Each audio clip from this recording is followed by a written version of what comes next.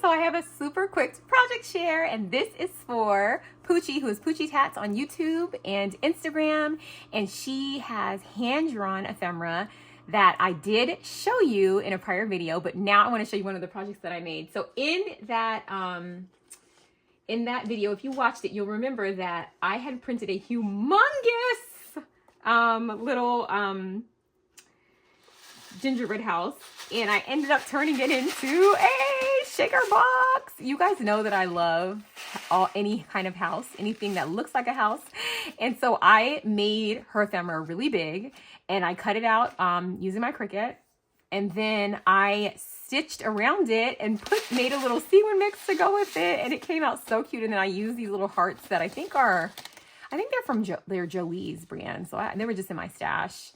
And anyway, so cute. So this is the project that I made, and I made this box skinnier than my other box. I think this box is only, yeah, this one is only 1.5 inches thick, and I used some paper from, I think this is an old Michael's paper pad, and I thought it was so stinking cute. It would be so cute as like a little gift for someone, and you could put so much stuff in here. Like I should have filled it up with stuff. I didn't. And I'm hoping by the time that all these videos are posted,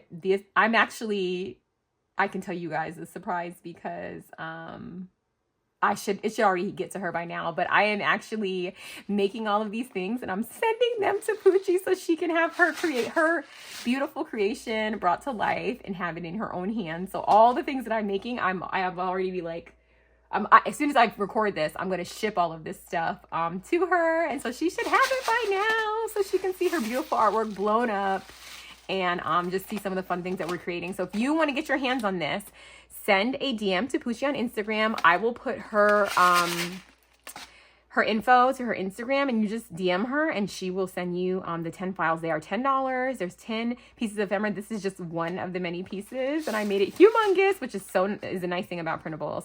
And I made a video about the Cricut, but if you don't have a Cricut, you can fussy cut these. There's only 10 of them, and they're not hard like to put a little white border around. So especially this house, like you could certainly fussy cut that. As a matter of fact, after it cut out on the Cricut, I think I tried to take the white border off, so I just like fussy cut around it too after. So anyway, this is my little project share. Hope you like it, and I hope you can fill it with a lot of goodies.